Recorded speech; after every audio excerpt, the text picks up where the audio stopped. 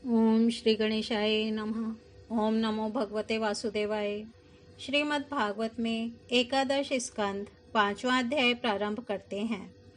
भक्तिहीन पुरुषों की गति और भगवान की पूजा विधि का वर्णन। राजा निमि ने पूछा, योगीश्वरों, आप लोग तो श्रेष्ठ आत्मज्ञानी और भगवान के परम भक्त हैं। कृपा करके यह बतलाइए कि जिनकी कामनाएं शांत नहीं हुई हैं, लौकिक पारलौकिक भोगों की लालसा मिटी नहीं है और मन एवं इंद्रियां भी वश में नहीं हैं, तथा जो प्रायः भगवान का भजन भी नहीं करते, ऐसे लोगों की क्या गति होती है। अब 8वें योगीश्वर चमस जी ने कहा, राजन, विराट पुरुष के मुख से सत्व प्रधान ब्राह्मण, भुजाओं से सत्व रज प्रधान क्षत्रिय, जांघों से रज तम प्रधान वैश्य और चरणों से तमहा प्रधान शूद्र की उत्पत्ति हुई है। उन्हीं की जांघों से गृहस्थाश्रम, हृदय से ब्रह्मचर्य, वक्षः स्थल से वानप्रस्थ और मस्तक से सन्यास, ये 4 आश्रम प्रकट हुए हैं।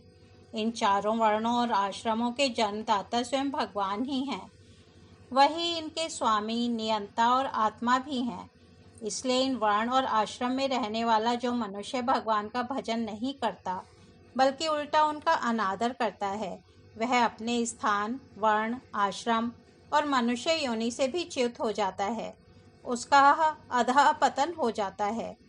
बहुत सी स्त्रियां और शूद्र आदि भगवान की कथा और उनके नाम कीर्तन आदि से कुछ दूर पड़ गए हैं। वे आप जैसे भगवत भक्तों की दया के पात्र हैं। आप लोग उन्हें कथा कीर्तन की सुविधा देकर उनका उद्धार करें। ब्राह्मण, क्षत्रिय और वैश्य जन्म से, वेदाध्ययन से तथा यज्ञोपवीत आदि संस्कारों से भगवान के चरणों के निकट तक पहुंच चुके हैं। फिर भी वे वेदों का असली तात्पर्य न समझकर अर्थवाद में लगकर मोहित हो जाते हैं। उन्हें कर्म का रहस्य मालूम नहीं है। मूर्ख होने पर भी वे अपने को पंडित मानते हैं और अभिमान में अकड़े रहते हैं। वे मीठी मीठी बातों में भूल जाते हैं और केवल वस्तु शून्य शब्द माधुरी के मोह में पड़कर चटकीली भड़कीली बातें कहा करते हैं। रजोगुण की अधिकता के कारण उनके संकल्प बड़े घोर होते हैं। कामनाओं की तो सीमा ही नहीं रहती। उनका क्रोध भी ऐसा होता है जैसे सांप का। बनावट और घमंड से उन्हें प्रेम होता है। वे पापी लोग भगवान के प्यारे भक्तों की हंसी उड़ाया करते हैं। वे मूर्ख बड़े बूढ़ों की नहीं, स्त्रियों की उपासना करते हैं। यही नहीं, वे परस्पर इकट्ठे होकर उस घर गृहस्थी के संबंध में ही बड़े बड़े मंसूबे बांधते हैं। जहाँ का सबसे बड़ा सुख स्त्री सहवास में ही सीमित है। वे यदि कभी यज्ञ भी करते हैं तो अन्न दान नहीं करते, विधि का उल्लंघन करते और दक्षिणा तक नहीं देते।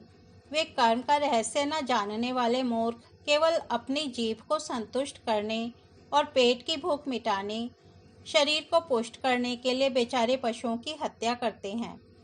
धन, वैभव, कुलीनता, विद्या, दान, सौंदर्य, बल और कर्म आदि के घमंड से अंधे हो जाते हैं तथा वे दुष्ट उन भगवत प्रेमी संतों तथा ईश्वर का भी अपमान करते रहते हैं। राजन, वेदों ने इस बात को बार बार दोहराया है कि भगवान आकाश के समान नित्य निरंतर समस्त शरीरधारियों में स्थित हैं। वे ही अपने आत्मा और प्रियतम हैं, परंतु वे मूर्ख इस वेदवाणी को तो सुनते ही नहीं और केवल बड़े बड़े मनोरथों की बात आपस में कहते सुनते रहते हैं। वेद विधि के रूप में ऐसे ही कर्मों के करने की आज्ञा देता है जिनमें मनुष्य की स्वाभाविक प्रवृत्ति नहीं होती। संसार में देखा जाता है कि मैथुन, मांस और मद्य की और प्राणी की स्वाभाविक प्रवृत्ति हो जाती है, तब उसे उसमें प्रवृत्त करने के लिए विधान तो हो ही नहीं सकता। ऐसी स्थिति में विवाह, यज्ञ और सौत्रामणि यज्ञ के द्वारा ही जो उनके सेवन की व्यवस्था दी गई है, उसका अर्थ है लोगों की उच्छृंखल प्रवृत्ति का नियंत्रण, उनका मर्यादा में स्थापन। वास्तव में उनकी ओर से लोगों का हटाना ही श्रुति को अभीष्ट है। धन का एकमात्र फल है धर्म, क्योंकि धर्म से ही परम तत्व का ज्ञान और उसकी निष्ठा, अप्रोक्ष अनुभूति सिद्ध होती है और निष्ठा में ही परम शांति है। परंतु यह कितने खेद की बात है कि लोग उस धन का उपयोग घर गृहस्थी के स्वार्थों में या काम भोग में ही करते हैं और यह नहीं देखते कि हमारा यह शरीर मृत्यु का शिकार है और वह मृत्यु किसी प्रकार भी टाली नहीं जा सकती। सौत्रामणि यज्ञ में भी सुरा को सूंघने का ही विधान है, पीने का नहीं। यज्ञ में पशु का आलभन स्पर्श मात्र ही विहित है, हिंसा नहीं। इसी प्रकार अपनी धर्म पत्नी के साथ मैथुन की आज्ञा भी विषय भोग के लिए नहीं, धार्मिक परंपरा की रक्षा के निमित्त संतान उत्पन्न करने के लिए ही दी गई है।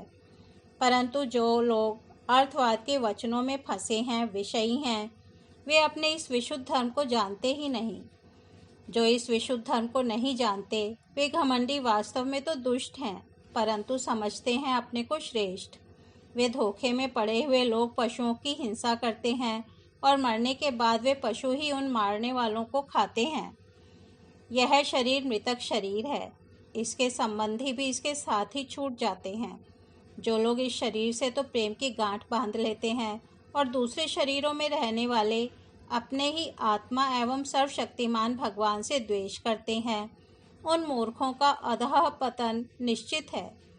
जिन लोगों ने आत्मज्ञान संपादन करके कैवल्य मोक्ष नहीं प्राप्त किया है और जो पूरे पूरे मूढ़ भी नहीं हैं, वे अधूरे न इधर के हैं न उधर के। वे अर्थ, धर्म, काम इन तीनों पुरुषार्थों में फंसे रहते हैं। एक क्षण के लिए भी उन्हें शांति नहीं मिलती। वे अपने हाथों, अपने पैरों में कुल्हाड़ी मार रहे हैं। ऐसे ही लोगों को आत्मघाती कहते हैं। अज्ञान को ही ज्ञान मानने वाले इन आत्मघातियों को भी कभी शांति नहीं मिलती। इनके कर्मों की परंपरा कभी शांत नहीं होती। काल भगवान सदा सर्वदा इनके मनोरथों पर पानी फेरते रहते हैं। इनके हृदय की जलन, विषाद कभी मिटने का नहीं। राजन, जो लोग अंतर्यामी भगवान श्री कृष्ण से विमुख हैं, वे अत्यंत परिश्रम करके गृह, पुत्र, मित्र और धन संपत्ति इकट्ठी करते हैं, परंतु उन्हें अंत में सब कुछ छोड़ देना पड़ता है और न चाहने पर भी विवश होकर घोर नरक में जाना पड़ता है। भगवान का भजन न करने वाले विषयी पुरुषों की यही गति होती है। राजा निमि ने पूछा, योगीश्वरों, आप लोग कृपा करके यह बतलाइए कि भगवान किस समय किस रंग का कौन सा आकार स्वीकार करते हैं और मनुष्य किन नामों और विधियों से उनकी उपासना करते हैं। अब नवे योगीश्वर करभाजन जी ने यह कहा, राजन, 4 युग हैं, सत्य, त्रेता, द्वापर और कली। इन युगों में भगवान के अनेकों रंग, नाम और आकृतियां होती हैं तथा विभिन्न विधियों से उनकी पूजा की जाती है। सतयुग में भगवान के श्री विग्रह का रंग होता है श्वेत। उनके 4 भुजाएं और सिर पर जटा होती है तथा वे वलकल का ही वस्त्र पहनते हैं। काले मृग का चर्म, यज्ञोपवीत, रुद्राक्ष की माला, दंड और कमंडलू धारण करते हैं। सतयुग के मनुष्य बड़े शांत, परस्पर वैर रहित, सबके हितैषी और समदर्शी होते हैं। वे लोग इंद्रियों और मन को वश में रखकर ध्यान रूप तपस्या के द्वारा सबके प्रकाशक परमात्मा की आराधना करते हैं। वे लोग हंस, सुपर्ण, वैकुंठ, धर्म, योगेश्वर, अमल, ईश्वर, पुरुष, अव्यक्त और परमात्मा आदि नामों के द्वारा भगवान के गुण, लीला आदि का गान करते हैं। राजन, त्रेता युग में भगवान के श्री विग्रह का रंग होता है लाल। 4 भुजाएं होती हैं और कटी भाग में वे 3 मेखला धारण करते हैं। उनके केश सुनहले होते हैं और वे वेद प्रतिपादित यज्ञ के रूप में रहकर स्त्रुवा आदि यज्ञ पात्रों का धारण किया करते हैं।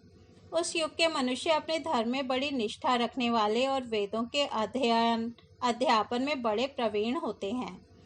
वे लोग ऋग्वेद, यजुर्वेद और सामवेद रूप वेद त्रयी के द्वारा सर्वदेव स्वरूप देवाधिदेव भगवान श्री हरि की आराधना करते हैं। त्रेता युग में अधिकांश लोग विष्णु, यज्ञ, पृष्ठगर्भ, सर्वदेव, उरुक्रम, वृक्षाकपि, जयंत और उरुगाय आदि नामों से उनके गुण और लीला आदि का कीर्तन करते हैं। राजन, द्वापर युग में भगवान के श्री विग्रह का रंग होता है सांवला। वे पीतांबर तथा शंख, चक्र, गदा आदि अपने आयुध धारण करते हैं। वक्षः स्थल पर श्री वत्स का चिन्ह, भृगुलता, कौस्तुभ मणि आदि लक्षणों से वे पहचाने जाते हैं। राजन, उस समय जिज्ञासु मनुष्य महाराजों के चिन्ह, छत्र, चंवर आदि से युक्त परम पुरुष भगवान की वैदिक और तांत्रिक विधि से आराधना करते हैं। वे लोग इस प्रकार भगवान की स्तुति करते हैं। हे ज्ञान स्वरूप भगवान वासुदेव एवं क्रिया शक्ति रूप संकर्षण, हम आपको बार बार नमस्कार करते हैं। भगवान प्रद्युम्न और अनिरुद्ध के रूप में हम आपको नमस्कार करते हैं। ऋषि नारायण, महात्मा नर, विश्वेश्वर, विश्वरूप और सर्वभूतात्मा भगवान को हम नमस्कार करते हैं। राजन, द्वापर युग में इस प्रकार लोग जगदीश्वर भगवान की स्तुति करते हैं। अब कलि युग में अनेक तंत्रों के विधि विधान से भगवान की जैसी पूजा की जाती है उसका वर्णन सुनो। कलयुग में भगवान का श्री विग्रह होता है कृष्ण वर्ण, काले रंग का। जैसे नीलम मणि में से उज्जवल कांति धारा निकलती रहती है, वैसे ही उनके अंग की छटा भी उज्जवल होती है। वे हृदय आदि अंग, कौस्तुभ आदि उपांग, सुदर्शन आदि अस्त्र और सुनंद प्रभृति पार्षदों से संयुक्त रहते हैं। कलयुग में श्रेष्ठ बुद्धि संपन्न पुरुष ऐसे यज्ञों के द्वारा उनकी आराधना करते हैं जिनमें नाम, गुण, लीला आदि के कीर्तन की प्रधानता रहती है। वे लोग भगवान की स्तुति इस प्रकार करते हैं। प्रभो, आप शरणागत रक्षक हैं। आपके चरणारविंद सदा सर्वदा ध्यान करने योग्य, माया मोह के कारण होने वाले सांसारिक पराजयों का अंत कर देने वाले तथा भक्तों की समस्त अभीष्ट वस्तुओं का दान करने वाले कामधेनु स्वरूप हैं। वे तीर्थों को भी तीर्थ बनाने वाले स्वयं परम तीर्थ स्वरूप हैं। शिव, ब्रह्मा आदि बड़े बड़े देवता उन्हें नमस्कार करते हैं और चाहे जो कोई उनकी शरण में आ जाए उसे स्वीकार कर लेते हैं।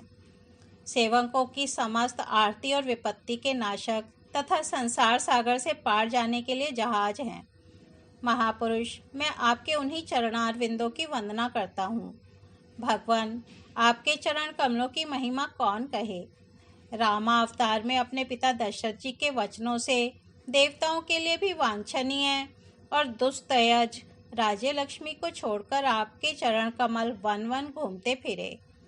सचमुच आप धर्मनिष्ठा की सीमा हैं और महापुरुष अपनी प्रेयसी सीता जी के चाहने पर जानबूझकर आपके चरण कमल माया मृग के पीछे दौड़ते रहे। सचमुच आप प्रेम की सीमा हैं। प्रभो, मैं आपके उन्हीं चरणारविंदों की वंदना करता हूँ। राजन, इस प्रकार विभिन्न युगों के लोग अपने अपने युग में अनुरूप नाम रूपों द्वारा विभिन्न प्रकार से भगवान की आराधना करते हैं। इसमें संदेह नहीं कि धर्म, अर्थ, काम, मोक्ष सभी पुरुषार्थों के एकमात्र स्वामी भगवान श्री हरि ही हैं। कलयुग में केवल संकीर्तन से ही सारे स्वार्थ और परमार्थ बन जाते हैं। इसलिए इस युग का गुण जानने वाले सारग्राही श्रेष्ठ पुरुष को कलयुग की बड़ी प्रशंसा करते हैं, इससे बड़ा प्रेम करते हैं। देहाभिमानी जीव संसार चक्र में अनादिकाल से भटक रहे हैं। उनके लिए भगवान की लीला, गुण और नाम के कीर्तन से बढ़कर और कोई परम लाभ नहीं है, क्योंकि इससे संसार में भटकना मिट जाता है और परम शांति की अनुभव होता है। राजन, सतयुग, त्रेता और द्वापर की प्रजा चाहती है कि हमारा जन्म कलयुग में हो, क्योंकि कलयुग में कहीं कहीं भगवान नारायण के शरणागत, उन्हीं के आश्रय में रहने वाले बहुत से भक्त उत्पन्न होंगे। महाराज विदेह, कलयुग में द्रविड़ देश में अधिक भक्त पाए जाते हैं, जहाँ ताम्रपर्णी, कृतमाला, पयस्वनी, परम पवित्र कावेरी, महानदी और प्रतीची नाम की नदियाँ बहती हैं। राजन, जो मनुष्य इन नदियों का जल पीते हैं, प्रायः उनका अंतःकरण शुद्ध हो जाता है और वे भगवान वासुदेव के भक्त हो जाते हैं। राजन, जो मनुष्य यह करना बाकी है वह करना आवश्यक है इत्यादि कर्म वासनाओं का अथवा भेद बुद्धि का परित्याग करके सर्वात्म भाव से शरणागत वत्सल प्रेम के वरदानी भगवान मुकुंद की शरण में आ गया है, वह देवताओं, ऋषियों, पितरों, प्राणियों, कुटुंबियों और अतिथियों के ऋण से उऋण हो जाता है। वह किसी के अधीन, किसी का सेवक, किसी के बंधन में नहीं रहता। जो प्रेमी भक्त अपने प्रियतम भगवान के चरण कमलों का अनन्य भाव से दूसरी भावनाओं, अवस्थाओं, वृत्तियों और प्रवृत्तियों का छोड़कर भजन करता है, उससे पहली बात तो यह है कि पाप कर्म होते ही नहीं, परंतु यदि कभी किसी प्रकार हो भी जाएं, तो परम पुरुष भगवान श्री हरि उसके हृदय में बैठकर वह सब धो बहा देते और उसके हृदय को शुद्ध कर देते हैं। नारद जी कहते हैं, वसुदेव जी, मिथिला नरेश राजा निमि 9 योगीश्वरों से इस प्रकार भागवत धर्मों का वर्णन सुनकर बहुत ही आनंदित हुए। उन्होंने अपना ऋत्विज और आचार्यों के साथ ऋषभ नंदन नव योगीश्वरों की पूजा की। इसके बाद सब लोगों के सामने ही वे सिद्ध अंतर्धान हो गए।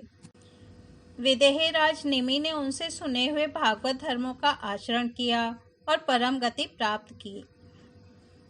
महाभाग्यवान वसुदेव जी, मैंने तुम्हारे आगे जिन भागवत धर्मों का वर्णन किया है, तुम भी यदि श्रद्धा के साथ इनका आचरण करोगे तो अंत में सब आसक्तियों से छूटकर भगवान का परम पद प्राप्त कर लोगे।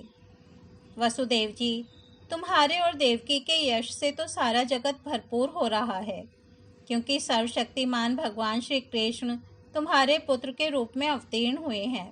तुम लोगों ने भगवान के दर्शन, आलिंगन तथा बातचीत करने एवं उन्हें सुलाने, बैठाने, खिलाने आदि के द्वारा वात्सल्य स्नेह करके अपना हृदय शुद्ध कर लिया है। तुम परम पवित्र हो गए हो। वसुदेव जी, शिशुपाल, पौंड्रक और शालवादी राजाओं ने तो वैर भाव से श्री कृष्ण की चाल ढाल, लीला विलास, चितवन बोलन आदि का स्मरण किया था। वह भी नियमानुसार नहीं सोते, बैठते, चलते फिरते, स्वाभाविक रूप से ही। फिर भी उनकी चित्तवृत्ति श्री कृष्णाकार हो गई और वे सारूप्य मुक्ति के अधिकारी हुए। फिर जो लोग प्रेम भाव और अनुराग से श्री कृष्ण का चिंतन करते हैं, उन्हें श्री कृष्ण की प्राप्ति होने में कोई संदेह है क्या? वसुदेव जी, तुम श्री कृष्ण को केवल अपना पुत्र ही मत समझो। वे सर्वात्मा, सर्वेश्वर, कारणातीत और अविनाशी हैं। उन्होंने लीला के लिए मनुष्य रूप प्रकट करके अपना ऐश्वर्य छिपा रखा है। वे पृथ्वी के भारभूत राजवेशधारी असुरों का नाश और संतों की रक्षा करने के लिए तथा जीवों को परम शांति और मुक्ति देने के लिए ही अवतीर्ण हुए हैं, और इसी के लिए जगत में उनकी कीर्ति भी गाई जाती है। श्री सुखदेव जी कहते हैं, प्रिय परीक्षित, नारद जी के मुख से यह सब सुनकर परम भाग्यवान वसुदेव जी और परम भाग्यवती देवकी जी को बड़ा ही विस्मय हुआ। उनमें जो कुछ माया मोह अवशेष था, उन्होंने उसे तत्क्षण छोड़ दिया। राजन, यह इतिहास परम पवित्र है। जो एकाग्र चित्र से इसे धारण करता है, वह अपना सारा शोक मोह दूर करके ब्रह्म पद को प्राप्त करता है। इस तरह से श्रीमद् भागवत में 11 स्कंध 5वां अध्याय समाप्त होता है। कल हम 6ठा अध्याय देवताओं की भगवान से स्वधाम सिधारने के लिए प्रार्थना तथा यादवों का प्रभास क्षेत्र जाने की तैयारी करते देखकर उद्धव का भगवान के पास आना सुनेंगे। तब तक हम यहीं विराम देते हैं। हरिओम तत्सत।